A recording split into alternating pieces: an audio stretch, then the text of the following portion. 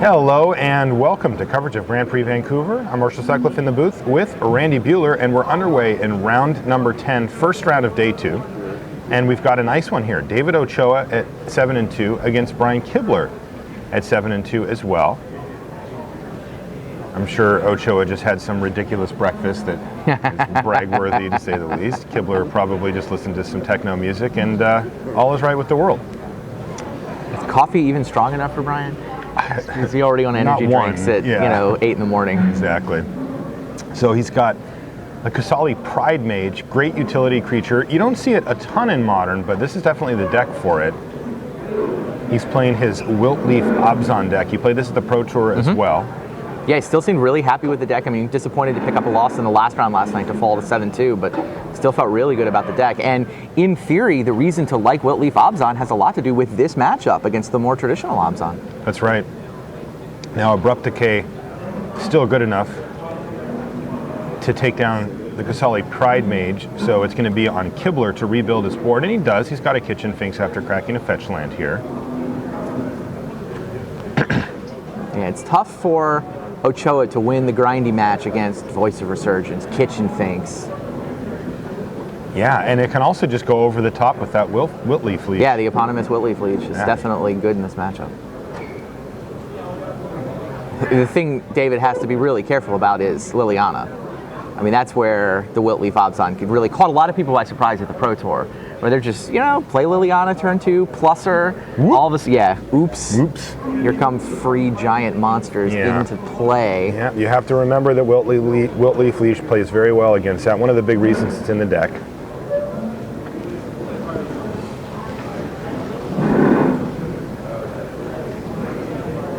I mean, do you just not even bother with Liliana? You just use her as an edict? Like you take half a Kitchen Finks away?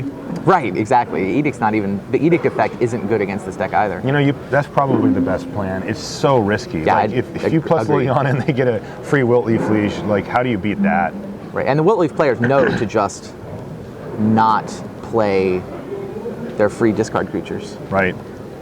I mean, you can also find yourself in a weird spot where, as David, all right, here is, well, again, you mentioned this a second ago, Randy, but this is exactly what Kibler has in mind here. We had a 1-for-1 earlier. That's David Ochoa's game plan, but now we have a 1-for-1 that's taking only half of the Kitchen Finks, and this is where Kibler's going to start incrementally getting ahead. But you can also, there's also some pretty sweet spots. There's Siege Rhino now for Kibler, one of the only black cards in the list. And where David Ochoa will have a card like Thoughtseize, and Kibler will have like 2 cards in hand. And he's just like, I don't know if I want to play it. No, Thoughtseize is risky too. We talk about how Liliana's risky. Land Wilt-Leaf Leech. You absolutely can get down to, Loxodon Smiter and Wilt-Leaf Leech. Totally. Which one you want to take? Yeah. Maybe your Thoughtseize. Yeah, I leave it up to you.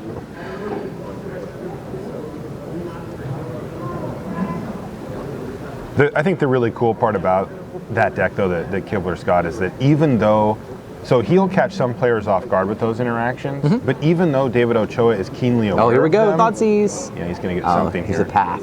Barely, right.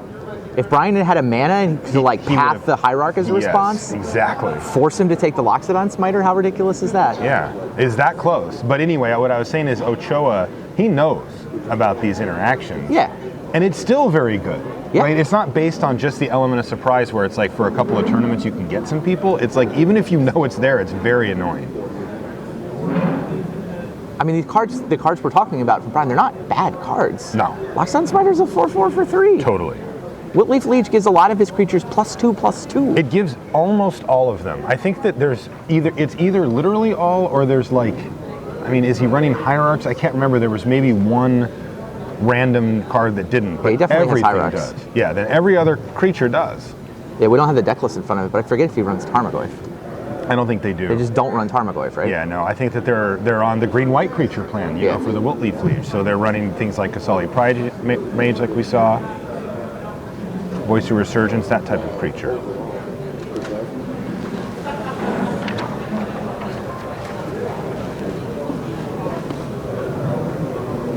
All right, Siege Rhino rumbles in. Not going to bother with Liliana, but Kibler's not going to get greedy here. He knows that Ochoa knows about the Smiter, so He's just going to play it out of his hand and make Liliana really mitigated here anyway. Yeah, well, and Kibler's hell-bent, so. Right, well now he is. And so if Ochoa wants to plus Liliana, he's just making himself discard, which is something Kibler can deal with. Which he still might want to do to get another Cruel Edict. Could be. That Noble Hierarch sort of serving as insurance plan against that. But we've also seen sequences where people go plus Liliana, and the next turn minus it, play another Liliana minus it, you know, so there are sequences where that can be correct, especially if Ochoa can just empty his hand here. He's got 5 mana available. He is facing quite a crew here, though.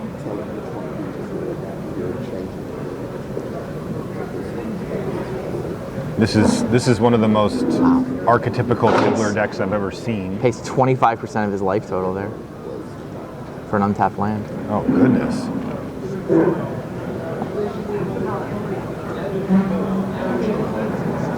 And then he plus Liliana? Yeah.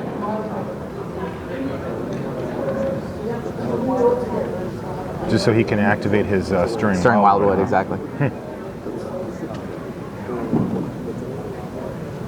Oh, that's not a bad draw. Gavany Township off the top. So that's going to give Kibler a long game plan if he decides he doesn't want to rumble with the Tarmogoyf and the Stirring Wildwood here. He does have to deal with Liliana, though, in the long term.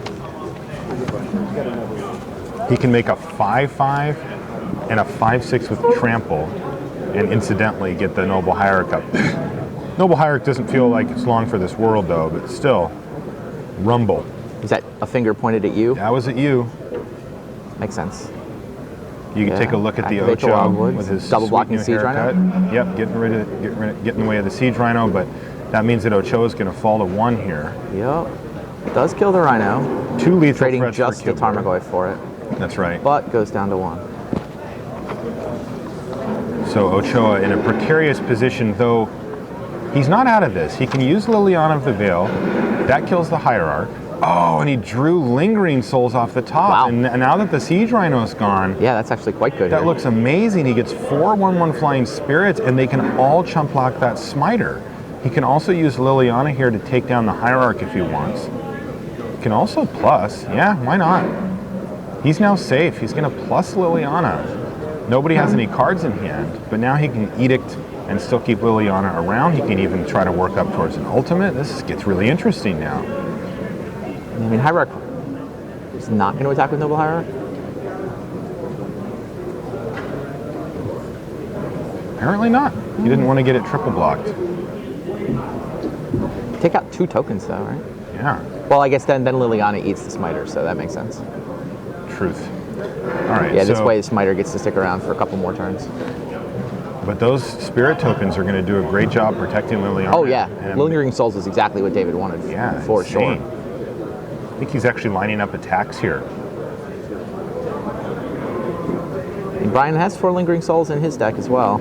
He's going to get to crunch in there for 5 here, and he's got 2 different creatures back to chump block, meaning that a Path to Exile or whatever off the top for Kibler's not going to be enough. Kibler's going to level up using his Gavany Township attack, force a chump block. Ochoa obliges, and another land off the top for Kibler, so he's hit a bit of a rut here as far as action. The good news for him, though, is that currently this plan isn't great for Kibler or for Ochoa. Well, but Liliana eats the Smiter next turn. It will next turn, so Kibler has to find something next Yeah. turn. That's the key. David's got to leave probably the 2 chump blockers again. He'll leave Hierarch and 1 token. He can attack for 4. 4. Then he gets to kill the Smiter. Okay, he's going to leave 3 blockers back just to be extra super double safe. And there it is. Oh. Noble Hierarchs. It's all he needed was any creature, even Any if it was creature. his worst one at this juncture. Absolutely, take the hit. Now David probably wants to go up with Liliana so that he can Yeah. kill the Smiter 3 turns from now. This is where this huge Smiter is just chewing through David Ochoa's resources one at a time here. Even Lingering Souls, though, has a limit. Sometimes it buys you 4 turns, Right. and sometimes 4 turns is not enough. It has bought pretty much exactly 4 here. Yeah. Okay, he's going to cash in Cash it Liliana in now. now. think that's because Kibler had activate township, untap, attack, activate township, making the hierarch something that needed to be chump blocked as well, as opposed to something that could be traded for. Yeah, that's exactly right.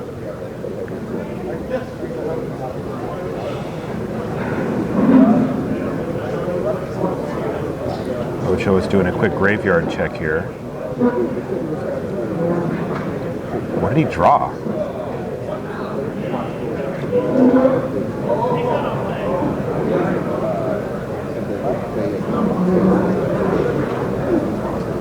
He's got a useless marsh flats there. That's not going to do anything. He drew Scavenging Ooze. Hello, friend. David's deck has been good to him lately. It has. Brian's hasn't delivered much of anything. I don't think he can get that Scavenging Ooze bigger than the Smiter in any reasonable time frame here, though. He can get he can gain the life to let him activate Marsh Flats. Yeah, he can do that. Couple of life. Still in chump block mode for the moment. Yes. Kibler's at 14, and there's another hierarch that's going to give him a insurance little against another Liliana coming off the top. It is. Really, He's going to play it first main so that when he activates his township, if he were to need to do so, the counter would also go on that. Chump block with the token, send the turn back, and let's start eating some graveyards. He's got 5. I think he's got 5 creatures. Does Kibler? Wow, his deck is all creatures. Yeah, super creature dense. It has 10 spells, and the rest are creatures. Bird of Paradise, for the record, is the other creature that doesn't get the double bonus from Wilt-Leaf. How many do they run? It's 4 bird, 4 hierarch. Okay. Yeah, 8 1-mana accelerators. You really want to get straight to 3. So this is actually interesting. Depending on what Ochoa has in his graveyard, you know, that Scavenging Ooze actually could get bigger and bigger than this. Gavany Township is also contributing here. Yeah, 1 per turn. It'll be a 9/9. There can't be that many creatures left. I mean, the Ooze is already a 7/7. Like, yeah, we haven't Spider's even an untapped. 8/8. And effectively a 9/9. Yeah. And Ocho hasn't even gone to work on his own yard yet. I'm assuming that was all of the creatures from Kibler's yard.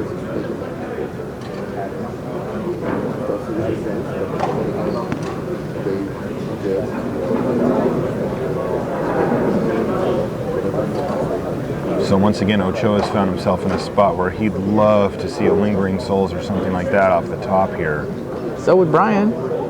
Brian, yeah, would have liked that for about 3 or 4 turns in a row, where it would have won him the game almost Still does. immediately. With Gavany Township. It does. And let's see what Ocho finds. Yeah, they're in this weird spot now where it's like, who can come up with the most chump blockers? He found his own township. Okay, now the Ooze might be able to fight. Wow. I mean, Kibler can take, what, 1 hit? This would be a 7/7. This would be 7. It could be more. I think Brian takes it? I mean, he can certainly take this. I don't think that Ocho Brian's can get this currently up up a chump blocker, right? Because he can take this hit. Yeah. Smiter will get eaten by Hierarch. Get chumped by Hierarch. Yeah. Yeah. Brian's Hierarch will then get eaten by the Ooze, and the Smiter can come through. So. Yeah. Well, Ochoa does have the Stirring Wildwood down there as well. That. You're that right. Kibler Which doesn't actually have. changes everything. Right. It puts ball back in so Ochoa's court there. It's Brian that has to top deck now. Right. As the board sits, yes. They're both hellbent, so as the board sits, it's a big deal. Indeed. Brian has basically 2 draw phases by my count.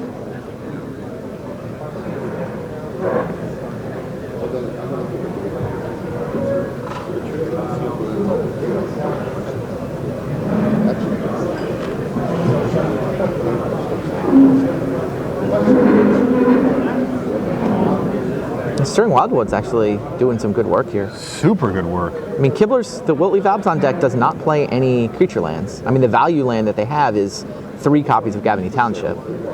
No treetop villages? Wow. None of that. And no wildwoods. Ochoa has 2 Township, 2 Stirring Wildwood. He's kind of up a spell land. It's kind of interesting. You'd think that Kibler's deck would have more flexibility in that way. I guess they want all their lands untapped so they can hit one of their mana ramp creatures every single time if possible. I didn't see what Brian drew. Did you see it? Didn't either, no.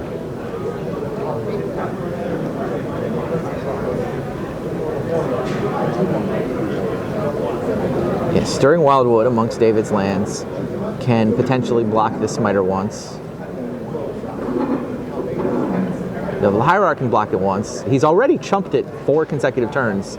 Each Lingering Souls token stepped up when it was called upon. It's true. Kibler has looked at this card 16 times and I still haven't seen it.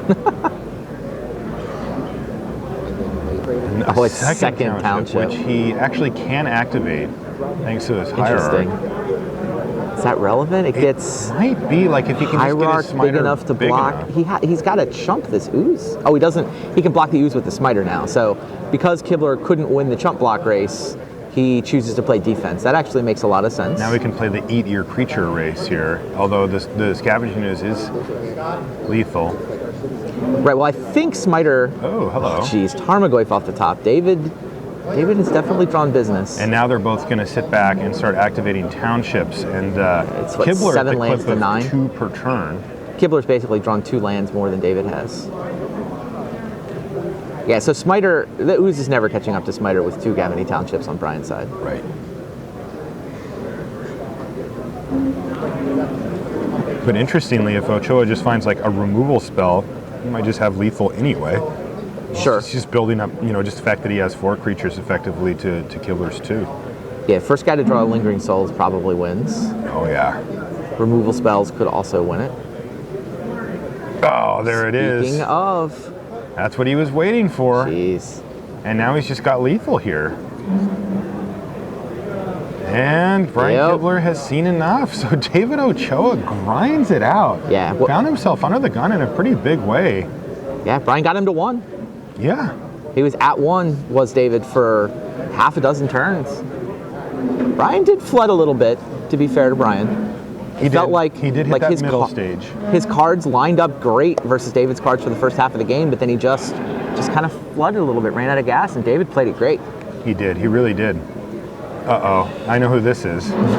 He's not moving in turbo speed today. No. Alexander Hayne, no longer king of the hill, but here he is, hanging out in the feature match area. Looks like he just transmuted for Pact of Negation with a Primeval Titan on the battlefield already. Now we do see that Jordy Rose is on Splinter Twin though, so even though he doesn't have a board state beyond his lands, we know that that doesn't mean that he's out of this thing. Oh, is this Jordy Rose? We were told Eugene Wang was Alex's opponent, but no. I think we had a... Alex just played Hive Mind with Pact of Negation backup, and Jordy's going to respond by tapping Primeval Titan. He's going to do that because you can't just put Pact of Negation on the stack. Right? He has to have a target. Well, I mean, he could have countered the Exarch, right? No, he did it in response. Oh, in response to the Hive Mind. Yeah, that's why he did that. Got it. That makes sense. So now, but Jordy, what is he going to do? Never play spells? He can almost pay. What's he got, 3 lands? He's got 3. He needs 2 more? Yeah. He's got to assume that that's the only thing Alex has. If Alex had right. I mean, the combo here, I assume most of the people watching have probably seen this, but Hive Mind, whenever anybody plays an instant or sorcery, their opponent gets a copy of that spell as well. So if you play a Pact, one of those free cards where you have to pay the upkeep or lose the game, your opponent gets a copy. Oh, it is Eugene Wang. Great, not Jordy Rose.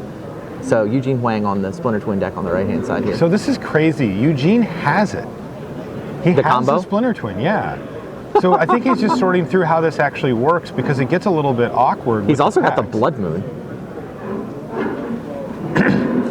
If he plays Blood Moon, then Alex can no longer pay for... So Eugene's decided that he cannot play a spell here.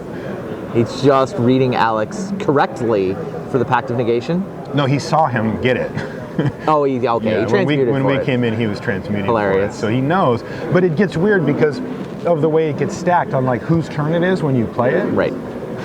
Because you can counter the other pact, and then the person who has their pact counter doesn't have to pay.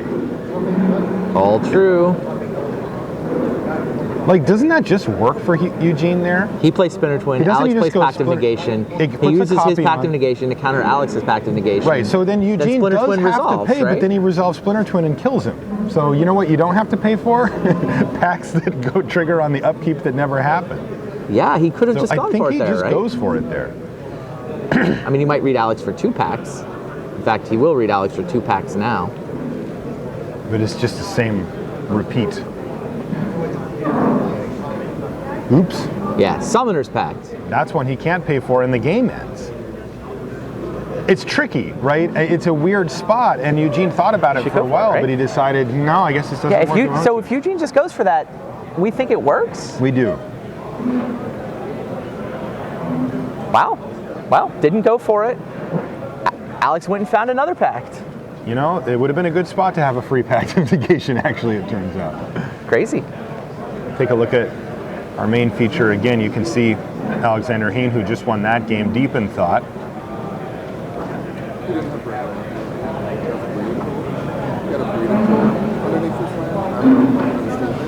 Oh, well, wait, that was a breeding pool on Eugene Wang's side. He didn't have double red.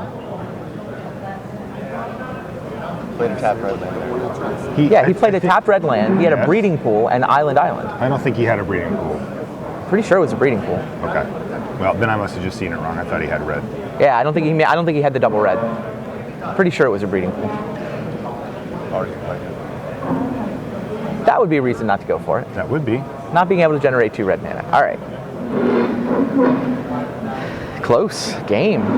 Very close.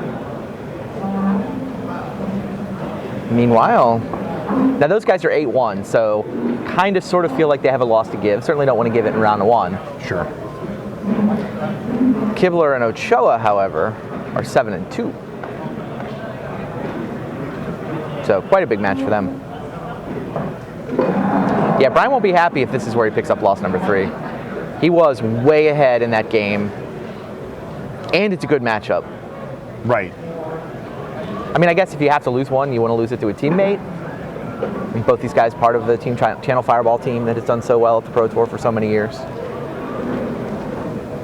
And Kibler snap kept.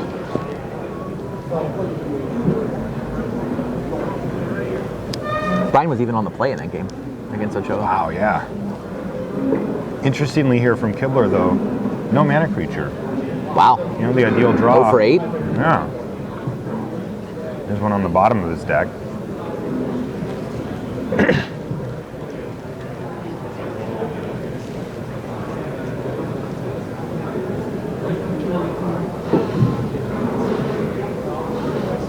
No accelerant for Ochoa either. He did have a Noble Hierarch, did David, in game 1.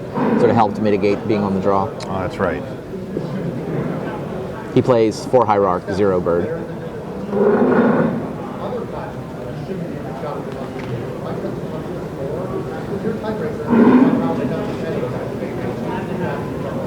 Huh. Awkward. Well, I mean, it either came off the top or Brian really wanted to use his fetch line for Godless Shrine and couldn't cast a bird off of it. I mean, if he's holding green mana and doesn't have any black, then I don't know. It's true. If his first play is going to be like a Siege Rhino, then this sets that up.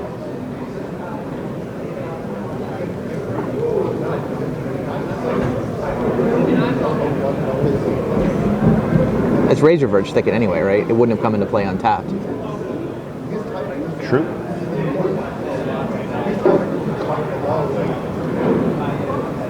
He does have a Siege Rhino. Does Brian? Not a bad turn 3 play. Ochoa's got a Spellskite. Spellskite here.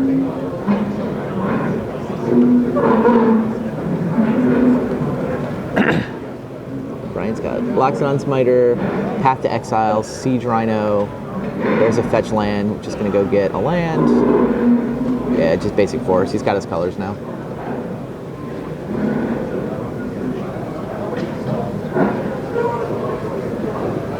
None of these guys play Tectonic Edge, so lands are pretty safe.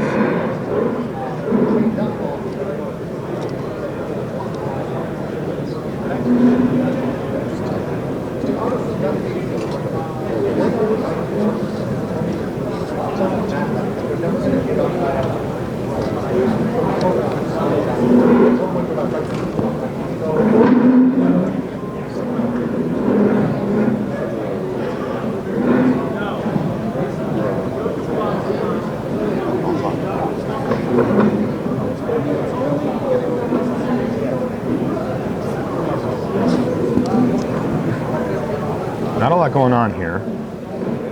No, I mean, Brian's got a great start. He's got a great start. Ochoa, on the other hand, is still in the tank about what he wants to actually do this turn. It looks like Scavenging Ooze is what he came up with. Doesn't look super impressive here. Not much. There's no creatures to eat in the graveyard. Right. And Siege Rhino gets to rumble right past it anyway. Spoke too soon. Path to Exile. Take a walk, Siege Rhino. He's going to get Kibler some more mana, which could be useful here in the mid part of the game. But the question is, what is Kibler's follow-up play? He needs to get another threat down to keep the pressure on David Ochoa. He's holding a Smiter. That's a good one. Yeah, I mean, that'll do big nice. enough to ramble through Spellskite. Yep. Don't think Scavenging Ooze can catch up to it yet, especially Path didn't give the Ooze any food. They don't seem like friends, the Ooze and the Path to Exile. They are not. No, the Ooze isn't much of a walker. And there's the Loxodon Smiter. So Kibler back in action. He also played a Gavany Township this turn, so that Birds of Paradise could surprisingly become a threat down the line. It really does happen. In the meantime, the Smiter will not be a threat anytime soon. Ochoa has the Abrupt Decay and now the 3/3 Scavenging Ooze. Yeah.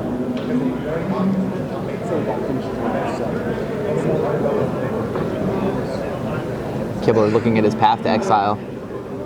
I just nail this Ooze. I mean, it's probably going to nail a Spellskite, but it's probably going to nail a Spellskite whenever it happens, right? That's true.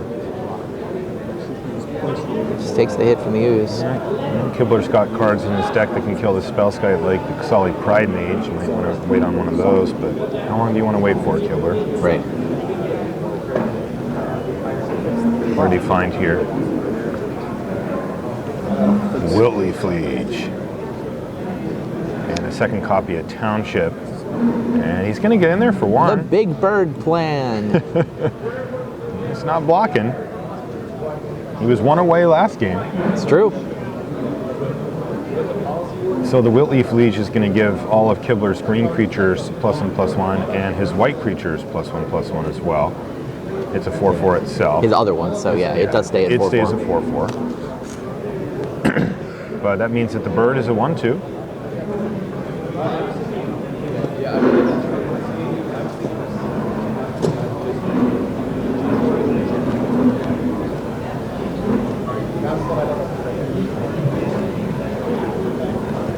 So 3 threats in a row for Kibler. Each has been dealt with in succession, except for this last one. We'll see if Ochoa has an answer for that.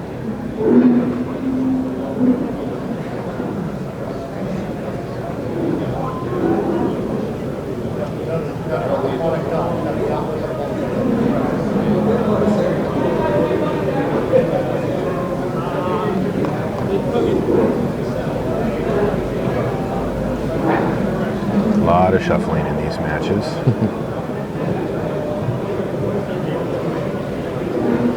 All right. So does Ochoa have an answer for the Wilt-Leaf Liege? Can he keep the pressure up?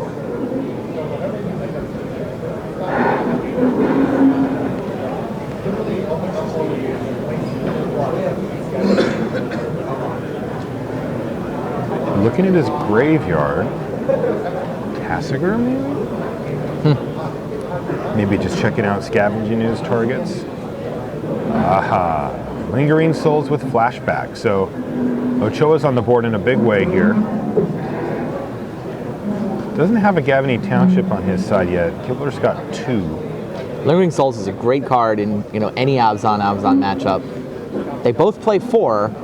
Kibler's version of the deck is supposed to be able to win these Lingering Souls fights by virtue of those extra Gavany Townships.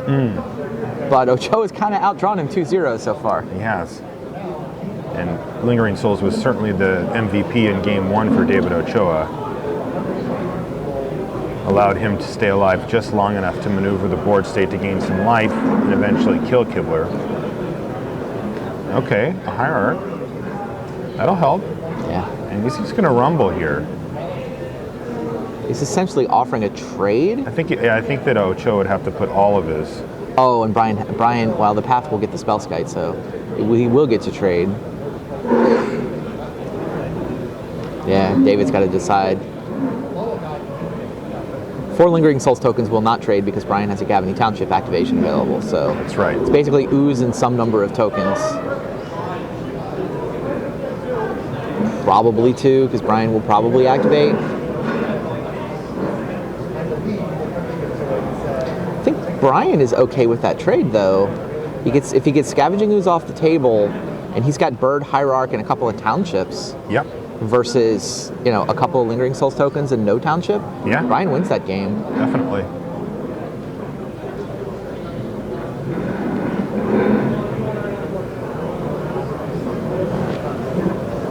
Brian's going to choose now to throw the path in, sort of force David to pay the 2 life.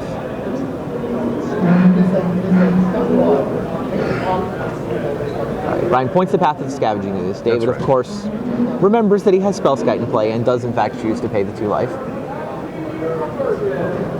But like you said earlier, that was going to happen. That's going to happen anyway. Yeah. Barring a Kasali Pride Mage getting involved. Oh, the second path. Second path to exile. Wow, huge blowout here for Kibler. He gets to eat 3 tokens effectively for free. Does not get a Gavany Township activation out of this turn, but no. I think he's quite fine with dispatching Scavenging Ooze and killing 3 tokens, keeping his Wilt-Leaf Liege. Great turn for Brian Kibler. Yeah, super turn. So we were thinking when the dust settled, he would have lost his Liege, left a couple of Spirit tokens. Instead, it's 1 Spirit token, and he gets to keep his Liege thanks to the second copy of Path. Yeah, second Path to Exile, obviously great in that spot. Yeah, huge. Absolutely huge. He is going to have to wait a turn to activate that Gavany Township, but once he does, Ochoa's life total is going to fall very quickly if he doesn't come up with something. I think he's got another Lingering Souls. Really? Now he's up 3-0? Yeah. We'll keep him alive for a bit, but actually isn't amazing here. He's still on the back foot. Absolutely. I mean, Brian has a 4-4, and his Bird and his Hierarch are very quickly going to outclass those Souls They're going to tokens. be 2-3s this turn. Like, they're getting big quickly. What was that? Is it another path? No, he can't activate both townships yet. Yeah, you can. Right, but they're 1-2s. Oh, from the Wilt-Leaf Liege. Yes, they already get to 2-3 with the Wilt-Leaf Liege bonus. Oh, how about another Wilt-Leaf Liege? That'll work. And now each gives the other 6-6. one the bonus. So yes. 6-6 attacking into 5 1/1s. And he still doesn't get to activate the township this turn.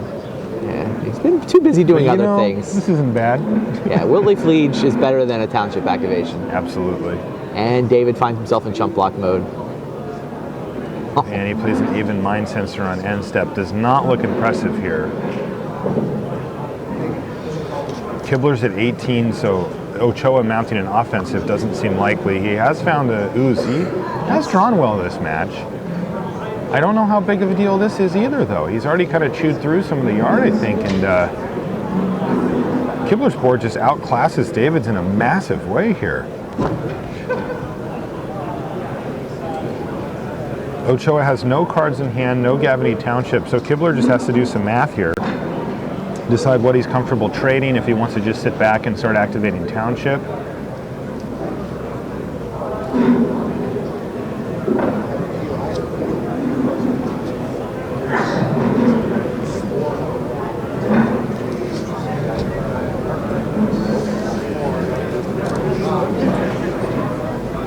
All right, both Wilt-Leaf Lieges are in.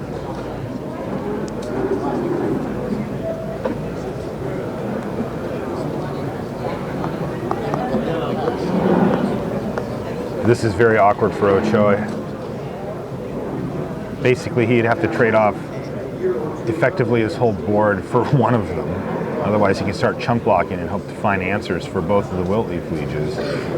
But that's 2, 4, 5, 6, 7, which is enough. He's ordering the blockers right down the line, says Kibler. This is going to kill all of them. Oh, he's got Slaughter Pact! Wow, so he's not even going to lose his Wilt-Leaf Liege here. Wow. Kibler has flipped the script here on David Ochoa from game 1. He's the one with all the answers now. And Kibler crunches in for 7. And this thing's going to be over next turn. I mean, Ochoa doesn't have anything like, no sweepers, right? He doesn't that.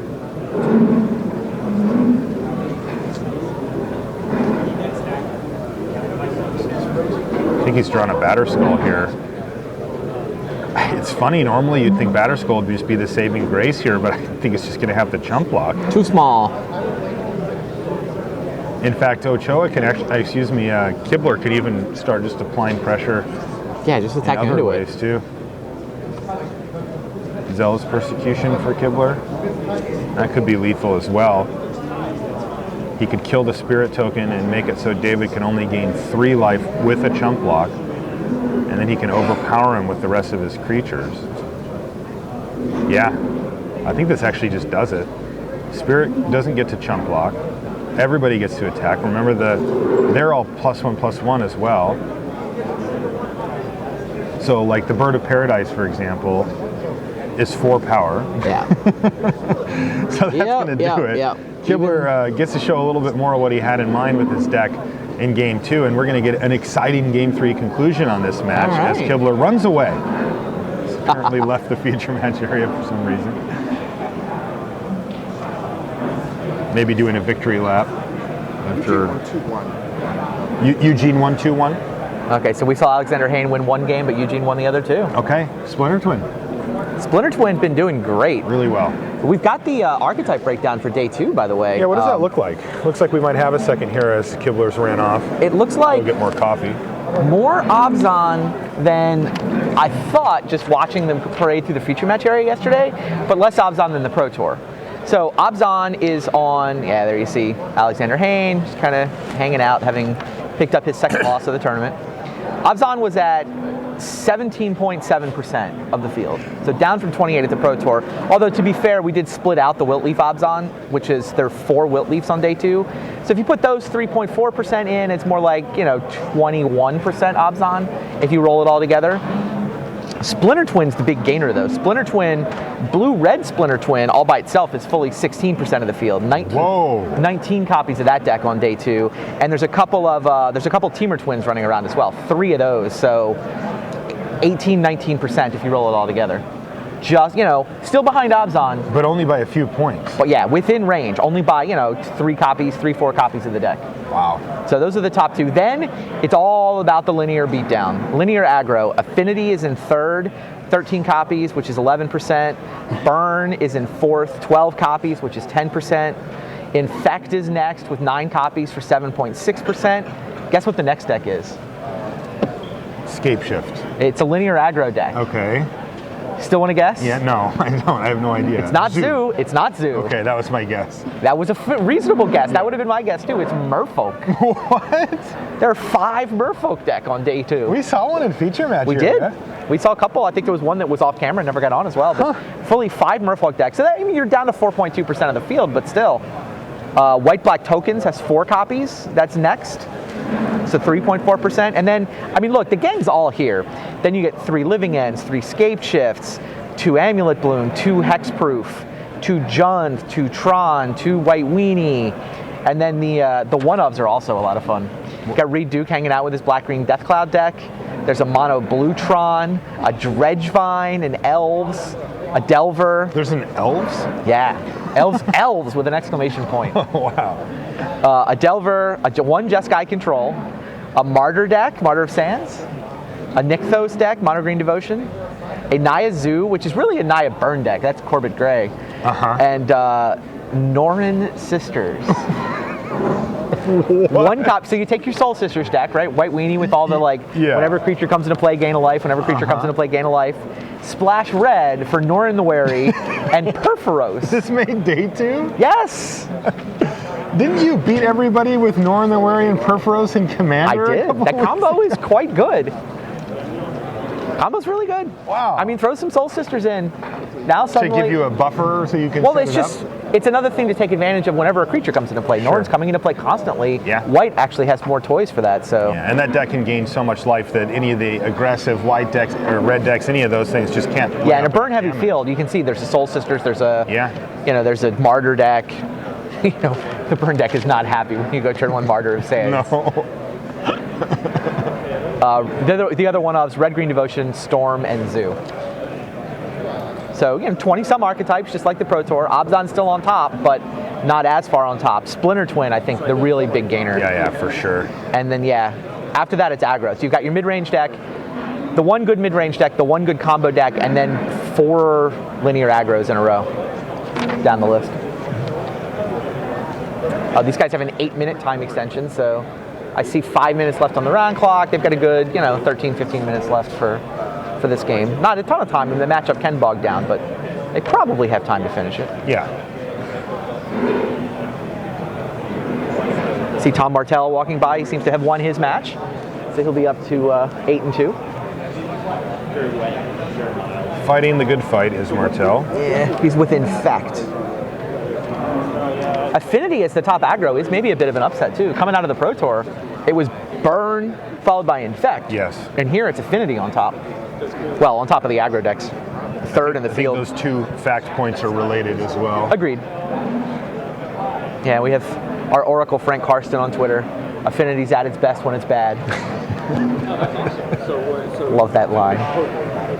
It's both hilarious and also subtly just completely brilliantly correct. His real point being, if people think it's bad, they won't pack artifact, they won't pack sideboard cards, and then it's good.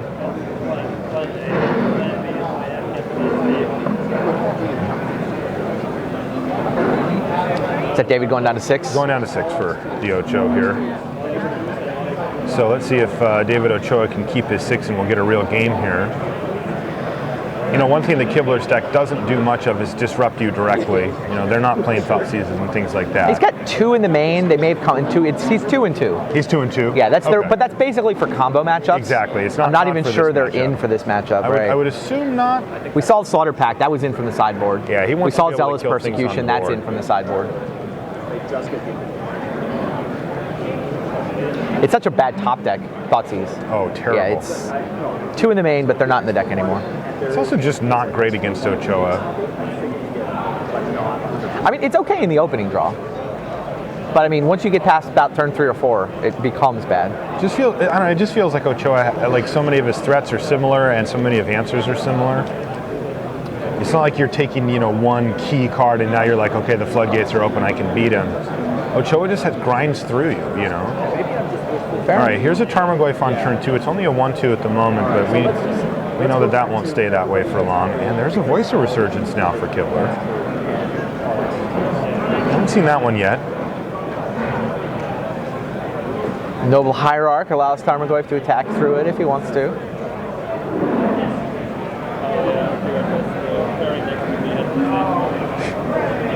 And Lingering Souls is going to put another point of power on Tarmogoyf here. That's 3 damage. Yep. Adds up fast. It's also 4 Lingering Souls to 0 now. Yeah, you're right. No, Kibler's got him. He's got him in hand. All right. Once he gets to turn 3, he's going to Fair turn enough. that around. I think he's got either 2 or 3 in his hand. Jeez. He might be playing makeup on the Lingering Souls. Does he have a 3rd land? Oh, he's got a Path to Exile too. Maybe he only has 1. He's going to chump. He knows it. Well, if he's got multiple Lingering Souls, he has at least 1. Yeah. 1 is enough to make that Totally. Voice of Resurgence token big. Yeah. Soaks up 3 damage, and he now has a star creature instead of a 2/2 creature. It's not like the don't play stuff on my turn ability is all that. Got Zealous Persecution too. Ooh. He could kill the Hierarch and both tokens. Or he could wait a turn and try to get 4 tokens. Yes. Interesting And it's not. spot. I mean, he has things to do here. Well, yeah. I'd rather play Lingering Souls and then do Zealous Persecution next turn, I think. Yeah, I don't think anything's changing here. It gets a little awkward if David goes Gavany Township go, or Gavany Township activate. But yeah, he does have enough mana to activate a Gavany exactly. Township. Though he would have to play it, activate it main phase, and say go to really get around Zealous Persecution. Both players have 2 copies of Zealous Persecution, for the record. It's another place where they're mirrored. Each of them has 2 on the board. All right, so create 2 spirit tokens, attack for 3. And Ochoa's likely to just take this. And he does.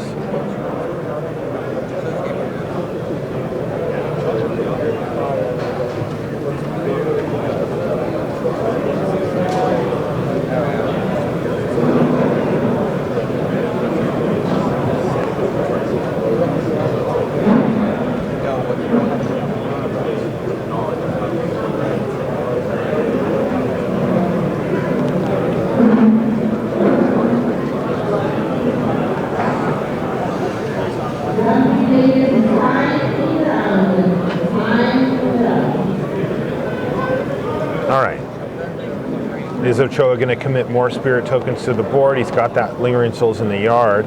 Kibler certainly is hoping that that's part of the sequence here Indeed. for Ochoa. But David knows that Brian has Zealous Persecution. Totally. In his deck. In his deck, not in his hand. Right. So he's going to attack for 3, 4 with the Exalted trigger.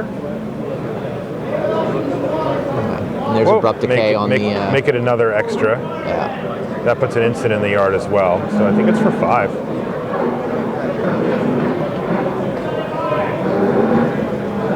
Less than ideal for Brian, but it does mean that... Fulminator Mage. Fulminator Mage Takes out the black Kibler's mana. Black mana. This could get interesting. That means that he can't flash back Lingering Souls unless he has another play form of Zealous black Persecution. mana, or play Zealous Persecution. That doesn't make black mana. Attack for 2. He's got it. All right. And he's going to take 2 here and flash back Lingering Souls. Okay, Wow. so Kibler had it. I like the Fulminator played sideboard plan from David, though. It seems that's like, pretty sweet. especially with the Gavining Townships being so powerful in this matchup. Yeah, I think that's the main You can target sometimes for take it. them off a color, Yeah. I mean, and you don't want Thoughtseize anymore. You the want your Thoughtseize downside- in the sideboard against the Wilt-Leaf Lockstep. totally. It's better than some things, but the downside, of course, is that Kibler's running things like Birds of Paradise, which kind of make the color screw plan Right, not but, which is amazing. why, But like you say, the Townships are always a good target. Totally. I like it too. I guess David looks like he's taking down all his Lilianas and all his Thoughtseizes. He just doesn't want to mess with it. I think that's probably the right way to sideboard this matchup, and we haven't seen Liliana either of those is cards after truly sideboarding. horrible against Kibler. Like, you plus it and you get blown out. You minus it, you kill a token or a bird. Like, Right. it doesn't have or a lot of like half a kitchen finks is or your half dream. a kitchen. Yeah, that's like, yeah. And Kibler's getting feisty here. Or, excuse me, Ochoa's getting feisty here. He's dealing rumbling. some pretty nice damage. Brian's been sort of setting up for the Zealous Persecution, and he's being put under a lot of pressure, though. Wow. He's going to double chump block here. Yeah. It's a lot of damage he would have taken. Wow. And he's enticed Ochoa Yes, into he getting the second has. Lingering Souls, and he is going to set himself up for Wow. a nice little blowout here. Brian played this great. I liked how he played it. The double chump I really think the double chump really is just move sold in. it. I Just agree with sold you it. completely. And there's Zealous Persecution. Get that Hierarch out of there too. Wow. What a huge change. And he gets to play Lingering Souls this turn too. How do you like So that? he Just does. attack with 1 here, right? Oh no, they're both plus. They're both 2/2s. Plus 2/2s, yeah. Yeah, So you get an 4's extra more than damage 3. in. And there's Lingering Souls. Wow. Now he's what, 1 Gavany Township activation from Lethal in the air? Stirring Wildwood can block. Wildwood, they'll get in the way, but still. Does he have Township? No, Didn't see one in his hand, but I'm just trying to think. Trying to figure, does Brian, how worried is Brian about this Tarmogoyf is the question. Does he need to block? Can he take it? The face down card is just David's Tarmogoyf, right? yeah. There is a Stirring Wildwood. So, the race isn't over. It sure looks like Brian's winning the race off that Zealous Persecution.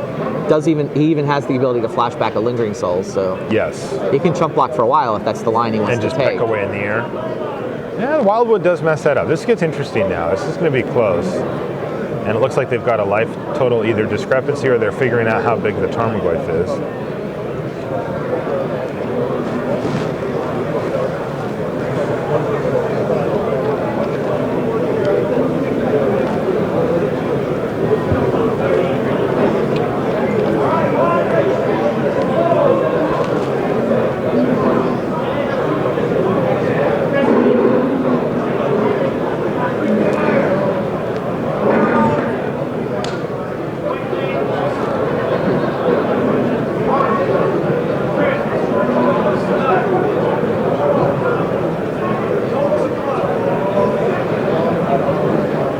Stirring Wildwood really does make this board more complicated than it looks. It does. Kibler's going to need something to punch through. All right, well, he's not interested in going within 1 hit of lethal, so he's already on the chump block plan.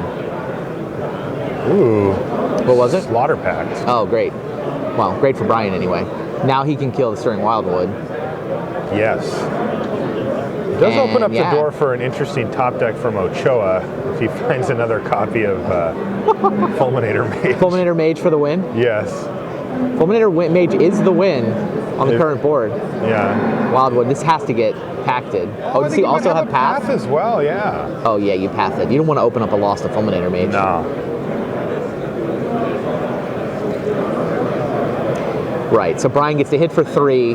It's the flashback Lingering Soul, so he can chump block the Tarmogoyf and still have 4 attackers for next turn. Totally. So all the numbers line up kind of perfect for Brian. They do. He's really put the ball in Ochoa's court here to find something. It's tough too, because Brian still has the Slaughter Pact. Yes. Only the one black source. Slightly nervous Slaughter Pact, but just save it for last, and if you need it, you need it. Yeah, you need it, you need it. Kibler's at 10.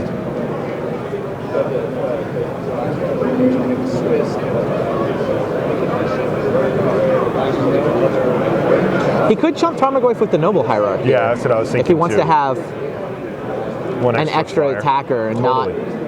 not let a removal spell buy Davey the game. Yeah, it seems like Noble Hierarch's the better blocker. He also here. doesn't need Right, to he can chump take one here. hit. Though I kind of like chumping with the Hierarchy. Just Hierarch doesn't do a whole lot on this, but he's going to take the hit. Is it only a 3? Did you just go down to 7? All right. and that's David's it. got nothing. Ochoa couldn't find it, and Brian Kibler, a somewhat frustrating game 1 for him, you have to imagine, but he's able to punch back and kind of do it. I mean, this is how he wrote it up, right? This is how this it's matchup's funny supposed too. to go. In that game 1, David drew 2 Thoughtseizes and a Liliana, or at least one of each, and won that game. Took those allegedly terrible cards out of his deck and proceeded to lose both the sideboarded games. Yes. I mean, I don't think he did anything wrong. No. I just think Brian flooded out in game 1, and it really is a bad matchup for David. All right, let's take a look at our King of the Hill Turbo Edition. Robbie Schmidt is our overnight King of the Hill. Indeed. On the right side, and you can see that he's on Affinity. Michael Summerlong is on Summerlong. Wilt-Leaf Abzan. Wilted Abzan went undefeated overnight. So these are 2 of the last 3 9-0s. And then there was 1 801, so 4 quote-unquote undefeated. It's 3 perfect records on day 1.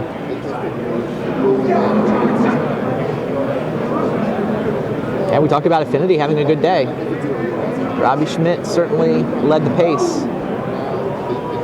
The other undefeated deck was an Infect, for the record. It was Infect? Yeah. Well, the other 9-0. I don't know what the 801 guy was.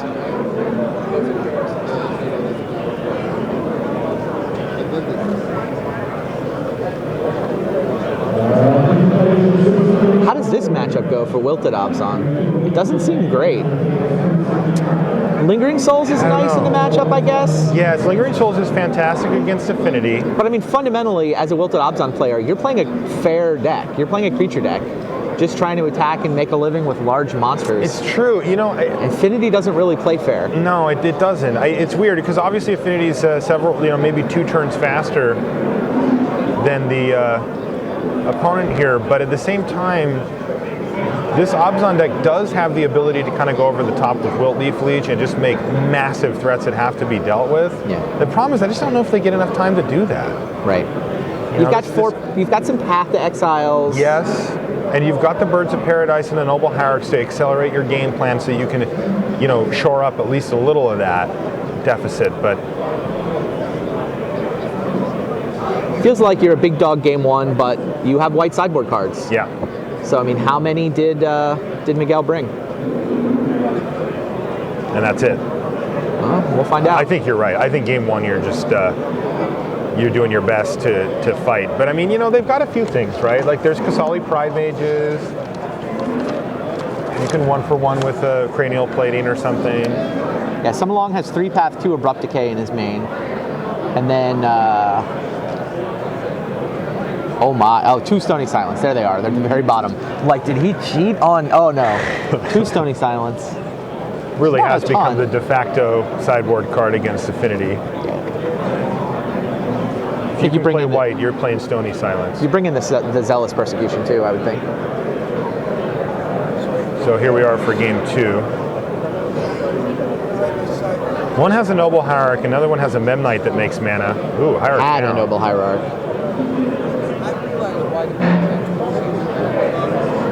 Alright. We've got an Opal and a Springleaf Drum. Yeah, turn 2 champion.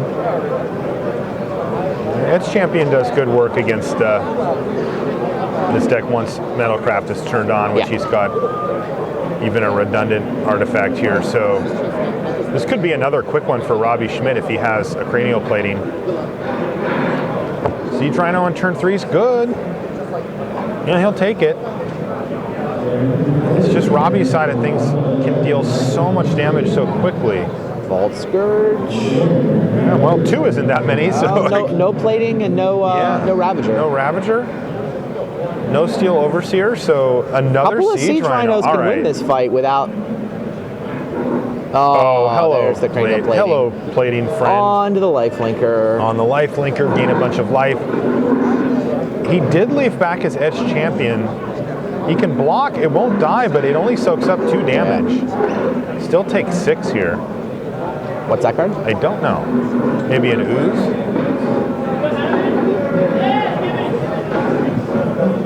Maybe a Kitchen Finks. It costs 3. Second champion. Ooh, Still second can't. champion. Still can't beat up a Siege Rhino. Hey, you said it yesterday. It's Siege Rhino's world. We're just living in it. Although he does have black up to move the cranial plating. Oh, he does. The Springleaf Drum and the Opal? Yep. Path to Exile gets Spell Spell Pierce. Oh no! What a blowout! No longer has the ability to move cranial plating, but what are you going to do? Pretty happy with the Spell Pierce on the path. I got to him at yeah. And that's going to Affinity do gets it. there. Robbie Schmidt.